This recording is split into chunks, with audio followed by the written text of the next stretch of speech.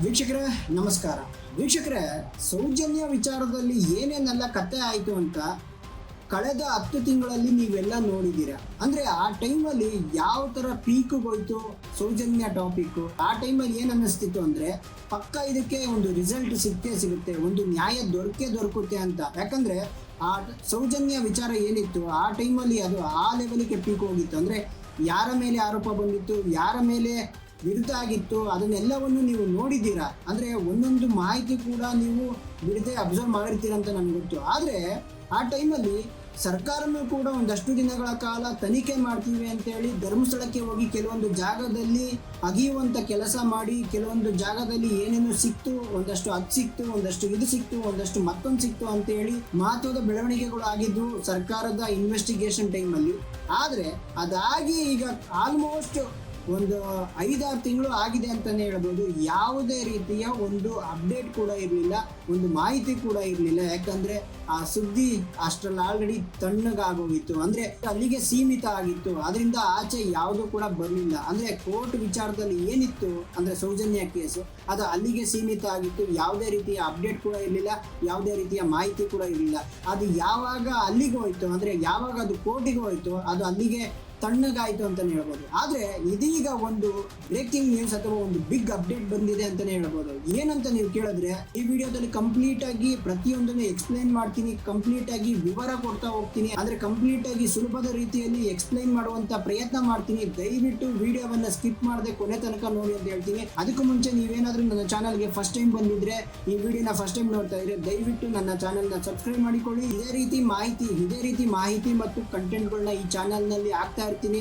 ನಿಮಗೆ ಇನ್ನಷ್ಟು ಮಾಹಿತಿಗಳು ಸಿಗ್ತಾ ಇರ್ತವೆ. ಅದಕ್ಕೋಸ್ಕರ ನಾನು ರಿಕ್ವೆಸ್ಟ್ ಮಾಡ್ತಾ ಇರೋದು ಸಬ್ಸ್ಕ್ರೈಬ್ ಮಾಡೋದನ್ನ ಮರಿಬೇಡಿ. ಹಾಗೆ ಈ ವಿಡಿಯೋಗೆ ಲೈಕ್, ಶೇರ್, ಕಮೆಂಟ್ ಮಾಡೋದನ್ನ ಮರಿಬೇಡಿ. ಬನ್ನಿ ವಿಡಿಯೋ ಸ್ಟಾರ್ಟ್ ಮಾಡೋಣ.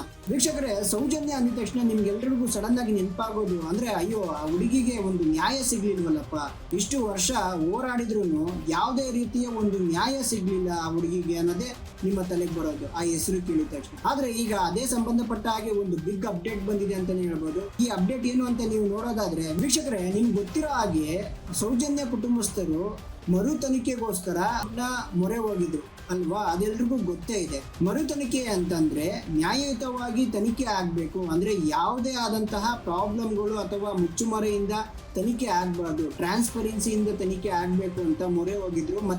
ಮತ್ತೆ ಇದರಿಂದ ನಮಗೆ ನ್ಯಾಯ ಸಿಗ್ಲೇಬೇಕು, ನ್ಯಾಯ ಬೇಕೇ ಬೇಕು ಅಂತ. ಅದೇನು ನಾವೆಲ್ಲರೂ ಹೇಳ್ತೀವಿ ಜಸ್ಟಿಸ್ ಫಾರ್ ಸೌಜನ್ಯ ಅಂತ.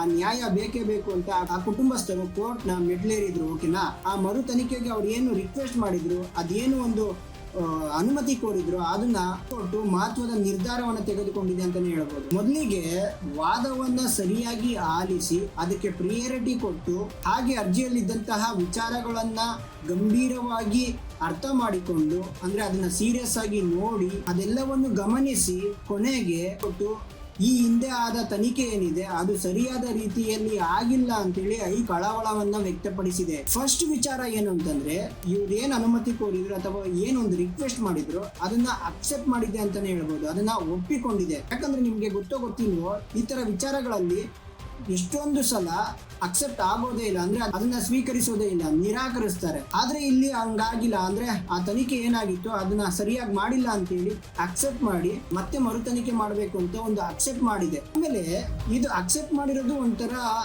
ಅದೃಷ್ಟ ಅಂತಾನೆ ಹೇಳ್ಬೋದು ಅಥವಾ ಒಂದು ಗ್ರೇಟ್ ಅಂತಾನೆ ಹೇಳ್ಬೋದು. ಯಾಕಂದ್ರೆ ಇದು ಅತ್ಯಂತ ತುಂಬಾ ಹಳೆಯ ಕೇಸ್ ಅಂತಾನೆ ಹೇಳ್ಬೋದು. ಅಂದ್ರೆ ಆಲ್ಮೋಸ್ಟ್ 12 ವರ್ಷ ಆಗೋಯ್ತು ಈ ಕೇಸ್ ಆಗಿ. ಇದು ತುಂಬಾ ಹಳೆಯ ಕೇಸ್ ಅಂತಾನೆ ಹೇಳ್ಬೋದು. 2012ರಲ್ಲಿ ನಡೆದಿದ್ದ ಪ್ರಕರಣ ಇದೆ ಸೌಜನ್ಯ ಕೇಸು. ಇನ್ನೂ ನ್ಯಾಯ ಸಿಕ್ಕಿಲ್ಲ. ಇದು ತುಂಬಾ ಹಳೆ ಕೇಸ್ ಆಗಿದ್ದ ಕಾರಣ ಅದಾದ ಬಳಿಕ ಸಾಕಷ್ಟು ಚರ್ಚೆಗೆ ಒಳಗಾಗಿತ್ತು. ಏನೇನೆಲ್ಲ ಆಯ್ತು, ಯಾವ್ಯಾವ ತರ ಎಲ್ಲ ಆಯ್ತು, ಯಾರ್ಯಾರು ಏನೇನೆಲ್ಲ ಮಾತಾಡಿದ್ರು ಎಲ್ಲವನ್ನು ನೀವು ಅಬ್ಸರ್ವ್ ಮಾಡಿದೀರಾ, ನೀವು ನೋಡಿದೀರಾ. ಆಮೇಲೆ ಹಳೆಯ ಪ್ರಕರಣ ಆಗಿರೋ ಕಾರಣ ಎಲ್ಲಾ ಸಾಕ್ಷಿಗಳು ನಾಶ ಆಗಿರ್ತವೆ, ಅಂದ್ರೆ ಯಾವುದು ಇರೋದಿಲ್ಲ.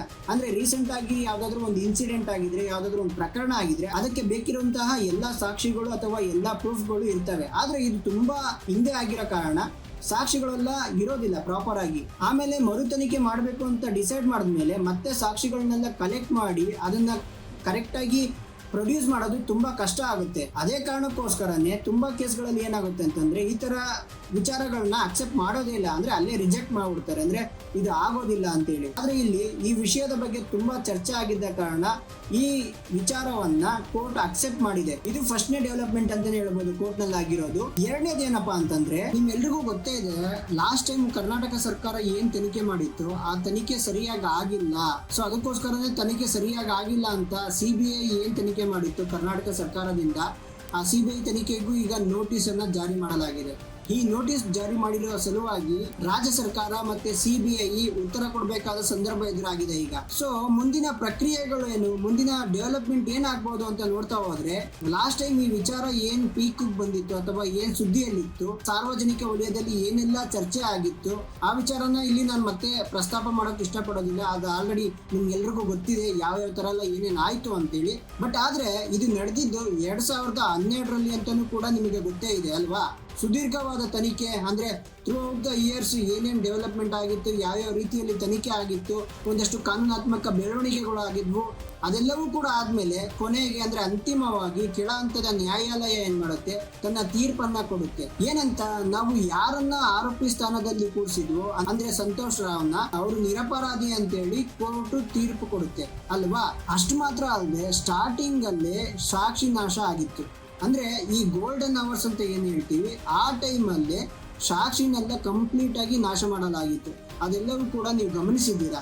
ಅದೇ ರೀತಿಯಾಗಿ ಈ ಪ್ರಕರಣದಲ್ಲಿ ಹಾದಿ ತಪ್ಪಿಸಿದಂತಹ ಅಧಿಕಾರಿಗಳ ವಿರುದ್ಧ ತನಿಖೆ ಆಗ್ಬೇಕು, ಅವರ ವಿರುದ್ಧ ಕ್ರಮ ತಗೋಬೇಕು ಅಂತ ಹೇಳಿ ಅಕ್ವಿಟಲ್ ಕಮಿಟಿ ರಚನೆ ಕೂಡ ಕೆಳ ಹಂತ ನ್ಯಾಯಾಲಯ ರಚನೆ ಮಾಡಿತ್ತು, ಅಂದ್ರೆ ಸೂಚನೆ ಕೊಟ್ಟಿತ್ತು. ಅದಾದ ಬಳಿಕ ಏನಾಗುತ್ತೆ ಅಂತಂದ್ರೆ ಇದೇ ಪ್ರಕರಣಕ್ಕೆ ಸಂಬಂಧಪಟ್ಟ ಹಾಗೆ ಸೌಜನ್ಯ ಕುಟುಂಬರು ಹೈಕೋರ್ಟ್ ನ ಮೆಟ್ಲೇರ್ತಾರೆ, ಅಂದ್ರೆ ಹೈಕೋರ್ಟ್ ನ ಮೊರೆ ಹೋಗ್ತಾರೆ. ಯಾವ ವಿಚಾರವಾಗಿ, ಈ ಪ್ರಕರಣ ಸಂಬಂಧಪಟ್ಟ ಹಾಗೆ ಮತ್ತೆ ಮರು ತನಿಖೆ ಆಗ್ಬೇಕು ಅಂತೇಳಿ ಹೈಕೋರ್ಟ್ಗೆ ಮೊರೆ ಹೋಗ್ತಾರೆ. ಓಕೆನಾ.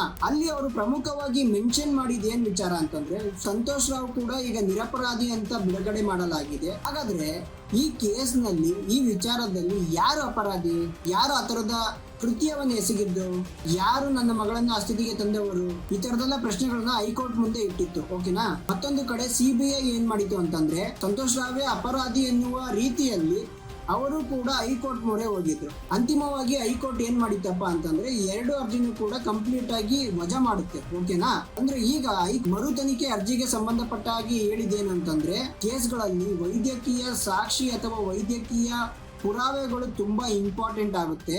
ಆದ್ರೆ ಇಲ್ಲಿ ಯಾವುದೇ ರೀತಿಯ ವೈದ್ಯಕೀಯ ಸಾಕ್ಷಿ ಆಗ್ಲಿ ಅಥವಾ ವೈದ್ಯಕೀಯ ಪುರಾವೆ ಆಗ್ಲಿ ಇಲ್ಲಿ ಇಲ್ಲ. ಜೊತೆಗೆ ಇದು ತುಂಬಾ ಹಳೆ ಕೇಸ್, ಅಂದ್ರೆ 2012ರ ಪ್ರಕರಣ ಇದಾಗಿದ್ದು ಮರು ತನಿಖೆಗೆ ಆದೇಶ ಕೊಟ್ರೆ ಏನಾದ್ರೂ ಪ್ರಯೋಜನ ಆಗುತ್ತೆ ಅಂತ ನಮಗೂ ಅನ್ನಿಸ್ತಾ ಇಲ್ಲ. ಆದ್ರೂ ನಿಮ್ಗೆ ಸುಪ್ರೀಂ ಕೋರ್ಟ್ಗೆ ಹೋಗುವಂತ ಒಂದು ಅವಕಾಶ ಇದೆ, ದಯವಿಟ್ಟು ನೀವು ಹೋಗೋದಾದ್ರೆ ಸುಪ್ರೀಂ ಕೋರ್ಟ್ಗೆ ಹೋಗಿ ಎನ್ನುವ ರೀತಿಯಲ್ಲಿ ಹೈಕೋರ್ಟ್ ಅರ್ಜಿಯನ್ನ ವಜಾಗೊಳಿಸುತ್ತೆ. ಅದಾದ ಬಳಿಕ ಮುಂದಿನ ಪ್ರಕ್ರಿಯೆ ಏನಪ್ಪಾ ಅಂತಂದ್ರೆ ಹೈಕೋರ್ಟ್ ಕೊಟ್ಟ ತೀರ್ಪಿನ ಮೇರೆಗೆ ಸುಪ್ರೀಂ ಕೋರ್ಟ್ ಮೊರೆ ಹೋಗಲಾಗಿತ್ತು. ಓಕೆನಾ. ಯಾವ್ದಕ್ಕಾಗಿ ಹೋಗಿದ್ದು ಅಂತಂದ್ರೆ ಮರು ತನಿಖೆಗೆ ಆದೇಶ ಕೊಡಿ ಅಂತೇಳಿ ಒಂದು ರಿಕ್ವೆಸ್ಟ್ ತಗೊಂಡು ಹೋಗಿದ್ರು. ಅಂತಿಮವಾಗಿ ಒಳ್ಳೆ ಸುದ್ದಿ ಬಂದಿದೆ ಅಂತಾನೆ ಹೇಳ್ಬೋದು. ಅಂದ್ರೆ ಅರ್ಜಿ ವಿಚಾರಣೆ ನಡೆದಿದೆ. ಪ್ರಮುಖವಾಗಿ ಸುಪ್ರೀಂ ಕೋರ್ಟ್ ನಲ್ಲಿ ವಕೀಲರಾಗಿರುವಂತಹ ಶೋಭಾ ಗುಪ್ತಾ ಬಿಲ್ಕಿಸ್ ಬಾನು ಪ್ರಕರಣದಲ್ಲಿ ವಾದ ಮಂಡಿಸಲಾಗಿತ್ತು. ಇವರೇ ಮೇನ್ ವಕೀಲರಾಗಿದ್ರು ಆ ಕೇಸ್ ನಲ್ಲಿ. ಈಗ ಈ ಪ್ರಕರಣಕ್ಕೆ ಶೋಭಾ ಗುಪ್ತಾ ಅವರೇ ಬರಲಾಗಿದೆ. ಇವರ ಪ್ರಮುಖ ವಾದ ಏನಾಗಿತ್ತಪ್ಪ ಅಂತಂದ್ರೆ ಆರಂಭಿಕ ಹಂತದಲ್ಲೇ ಇಲ್ಲಿ ಲೋಪ ಆಗಿದೆ, ಅಂದ್ರೆ ಸರಿಯಾದ ತನಿಖೆ ಆಗಿಲ್ಲ, ಸಾಕ್ಷಿ ನಾಶ ಆಗಿದೆ. ಆ ಪೀರಿಯಡ್ ಆಫ್ ಟೈಮಿಂಗ್ಸ್ ಏನಿದೆ ಆ ಟೈಮ್ ನಲ್ಲಿ ಸಾಕ್ಷಿಗಳನ್ನ ಕಲೆ ಹಾಕಿಲ್ಲ, ನಾಶ ಮಾಡಲಾಗಿದೆ ಅಂತೇಳಿ ಇವರು ವಾದನ ಶುರು ಮಾಡಿದ್ದಾರೆ. ಅದಕ್ಕೆ ಒಂದು ಎಕ್ಸಾಂಪಲ್ ಕೂಡ ಕೊಟ್ಟಿದ್ದಾರೆ. ಏನಪ್ಪಾ ಅಂತಂದ್ರೆ ವಜೈನಲ್ ಸ್ವಾಬ್ ಫಂಗಸ್ ಇಡಿಸಿ ಕಳಿಸಲಾಗಿದೆ. ಫಂಗಸ್ ಇಡಿಸುವುದರ ಹಿಂದೆ ಏನಾದ್ರೂ ಉದ್ದೇಶ ಇತ್ತಾ, ಸಾಕ್ಷಿ ನಾಶ ಏನಾದ್ರೂ ಮಾಡಲಾಗಿದೆಯಾ, ಅಥವಾ ಕೇರ್ಲೆಸ್ ಮಾಡಿದ್ರ, ನಿರ್ಲಕ್ಷ್ಯ ಏನಾದ್ರೂ ಮಾಡಿದ್ರ, ಈ ರೀತಿಯಾಗಿ ಕೆಲವೊಂದಷ್ಟು ಪ್ರಶ್ನೆಗಳನ್ನ ಅವ್ರು ಮಾಡಿದ್ದಾರೆ. ಇನ್ನೊಂದು ಉದಾಹರಣೆ ಕೂಡ ಕೊಟ್ಟಿದ್ದಾರೆ. ಅದೇನಪ್ಪಾ ಅಂತಂದ್ರೆ ಸಿಸಿಟಿವಿಯ ಫುಟೇಜ್ಗಳನ್ನು ಕೂಡ ಅವರು ಸರಿಯಾಗಿ ಕಲೆ ಹಾಕಿಲ್ಲ, ಅಂದ್ರೆ ಸರಿಯಾಗಿ ಕಲೆಕ್ಟ್ ಮಾಡಿಲ್ಲ ಅವರು. ಹೀಗೆ ಸಂಬಂಧಪಟ್ಟ ವಿಚಾರಗಳನ್ನ ಅವರು ಮಾತಾಡ್ತಾ ಹೋಗ್ತಾರೆ. ಮತ್ತೊಂದು ವಾದ ಅಂದ್ರೆ ಎರಡನೇ ವಾದ ಏನಾಗಿತ್ತಪ್ಪ ಅಂತಂದ್ರೆ ಸಿಬಿಐ ತನಿಖೆ ಮಾಡಿದೆ ನಿಜ, ಆದ್ರೆ ತನಿಖೆ ಶುರು ಮಾಡಿದಾಗಿಂದ ಎಂದಿನ ತನಕ ಯಾವುದೇ ಹೊಸ ವಿಷಯವನ್ನ ಪತ್ತೆ ಮಾಡಿಲ್ಲ ಅಥವಾ ಸಾಕ್ಷಿಯನ್ನ ಕಂಡಿಡ್ದಿಲ್ಲ ಅವರು. ಹಾಗಾದ್ರೆ ಅವ್ರು ಏನ್ ಮಾಡಿದ್ರು? ಹಳೆ ವಿಚಾರವನ್ನೇ ಅಥವಾ ಹಳೆ ಸಾಕ್ಷಿಯನ್ನೇ ಇಟ್ಕೊಂಡು ಅವ್ರು ತನಿಖೆ ಮಾಡ್ತಾ ಹೋಗಿದ್ರೆ ಮತ್ತೆ ಸಿಬಿಐ ತನಿಖೆ ಯಾಕೆ ಮಾಡಬೇಕಿತ್ತು? ಸೊ ಇವರು ಕೂಡ ಯಾವುದೇ ರೀತಿಯ ಒಂದು ಇಂಟ್ರೆಸ್ಟಿಂಗ್ ಅಥವಾ ಒಂದು ಪ್ರಮುಖವಾಗಿ ತನಿಖೆಯನ್ನು ಕರೆಕ್ಟ್ ಆಗಿ ನಡೆಸಿಲ್ಲ ಅಂತೇಳಿ ಇನ್ನೊಂದು ಪ್ರಶ್ನೆಯನ್ನ ಇಟ್ಟಿದ್ದಾರೆ. ಸೊ ಇದರಲ್ಲೂ ಕೂಡ ಯಾವುದೇ ರೀತಿಯ ತನಿಖೆ ಕರೆಕ್ಟ್ ಆಗಿ ಆಗಿಲ್ಲ ಅಂತ ವ್ಯಕ್ತಪಡಿಸಿದ್ದಾರೆ. ಹಾಗೆ ಮೂರನೇ ವಿಷಯ ಏನು ಅಂತಂದ್ರೆ, ಈ ಪ್ರಕರಣದಲ್ಲಿ 3 ಶಂಕಿತರಿದ್ರು. ಅವ್ರ ಬಗ್ಗೆ ಸಾಕಷ್ಟು ಚರ್ಚೆ ಆಗಿತ್ತು. ಅಂದ್ರೆ ಇಡೀ ಜಗತ್ತಲ್ಲಿ ತುಂಬಾ ಚರ್ಚೆಗೊಳಗಾದ ವ್ಯಕ್ತಿಗಳಾಗಿದ್ರು ಅವರು. ಆದ್ರೆ ಸಿಬಿಐ ಮಾತ್ರ ಅವ್ರನ್ನ ಕರೆಸಿ ಅಥವಾ ಅವ್ರನ್ನ ಇಂಟರಾಕ್ಟ್ ಮಾಡೋದಾಗ್ಲಿ ಅಥವಾ ಅವ್ರನ್ನ ತನಿಖೆ ಮಾಡೋದಾಗ್ಲಿ ಒಂದು ಸಲನೂ ಮಾಡ್ಲಿಲ್ಲ. ಕೆಲವೊಂದು ಪ್ರೂಫ್ಗಳು ಆಲ್ರೆಡಿ ಇದ್ರೂ ಅವರ ವಿರುದ್ಧ ಯಾವುದೇ ರೀತಿಯ ಎಂಕ್ವೈರಿನ ಮಾಡಿಲ್ಲ ಈ ತನಿಖೆಯಲ್ಲಿ ಅಂತೇಳಿ ಗಂಭೀರವಾದ ಆರೋಪವನ್ನ ಶೋಭಾ ಗುಪ್ತಾ ಅವರು ಮಾಡಲಾಗಿದೆ. ಇನ್ನೊಂದು ಸಂಗತಿ ಇಲ್ಲಿ ಗಮನಿಸಬೇಕು ಅಂತಂದ್ರೆ, ಹೈಕೋರ್ಟ್ ಏನ್ ಹೇಳಿದ್ದು ಅಂದ್ರೆ ವೈದ್ಯಕೀಯ ಸಾಕ್ಷಿ ಇಲ್ಲ ಅಂತ. ಆದ್ರೆ ಇಲ್ಲಿ ವೈದ್ಯಕೀಯ ಸಾಕ್ಷಿ ಇದೆ ಅಂತ ಹೇಳಲಾಗ್ತಾ ಇದೆ. ಎಲ್ಲ ವಾದಗಳನ್ನ ಮಾಡಿದೆ ಅಂತಂದ್ರೆ, ಈ ಪ್ರಕರಣದ ಗಂಭೀರತೆನ ಅರ್ಥ ಮಾಡಿಕೊಂಡು ತುಂಬಾ ಕೇರ್ಫುಲ್ ಆಗಿ ಈ ವಿಚಾರವನ್ನ ಆಲಿಸಿ ತುಂಬಾ ಕೇರ್ಫುಲ್ ಆಗಿ ಈ ವಿಚಾರಗಳನ್ನೆಲ್ಲ ನೋಡಿ ಅರ್ಥೈಸಿಕೊಂಡು ಸಿಬಿಐಗೂ ಮತ್ತು ಸರ್ಕಾರಕ್ಕೂ ನೋಟಿಸ್ ಕೊಡಲಾಗಿದೆ. ಫೈನಲ್ ಆಗಿ ಒಂದು ಪಾಸಿಟಿವ್ ಆಗಿ ಇದೊಂದು ಡೆವಲಪ್ಮೆಂಟ್ ಆಗಿದೆ ಅಂತಾನೆ ಹೇಳ್ಬೋದು. ಅಂದ್ರೆ ಟುವರ್ಡ್ಸ್ ಸೌಜನ್ಯ ಪರ ಇದೊಂದು ಡೆವಲಪ್ಮೆಂಟ್, ಇದೊಂದು ಒಳ್ಳೆ ಬೆಳವಣಿಗೆ ಅಂತಾನೆ ಹೇಳ್ಬೋದು. ಗೊತ್ತಿಲ್ಲ ಮುಂದಕ್ಕೆ ಯಾವ ತರ ವಾದ ಆಗುತ್ತೆ, ಯಾವ ತರ ಎಲ್ಲ ಅವರು ಮಾತಾಡ್ತಾರೆ ಅಥವಾ ಇವರು ಪ್ರತಿಕ್ರಿಯೆಯನ್ನು ಕೊಡ್ತಾರೆ ಅಂತ. ಬಟ್ ಸದ್ಯಕ್ಕೆ ಇದೊಂದು ಒಳ್ಳೆ ಬೆಳವಣಿಗೆ ಅಂತಾನೆ ಹೇಳ್ಬೋದು. ನೋಡೋಣ ಮುಂದಕ್ಕೆ ಯಾವ ರೀತಿಯಲ್ಲಿ ಬೆಳವಣಿಗೆ ಆಗುತ್ತೆ, ಅದೆಲ್ಲವನ್ನು ಮುಂದಿನ ದಿನಗಳಲ್ಲಿ ಮಾಹಿತಿ ಕೊಡ್ತಾ ಹೋಗ್ತೀನಿ. ಇಲ್ಲಿಯವರೆಗೂ ವಿಡಿಯೋ ನೋಡಿದ್ದಕ್ಕಾಗಿ ಧನ್ಯವಾದಗಳು. ಮುಂದಿನ ವಿಡಿಯೋದಲ್ಲಿ ಇನ್ನಷ್ಟು ಮಾಹಿತಿಯೊಂದಿಗೆ ನಿಮ್ಮ ಮುಂದೆ ಬರ್ತೀನಿ. ಅಲ್ಲಿವರೆಗೂ ಗುಡ್ ಬೈ.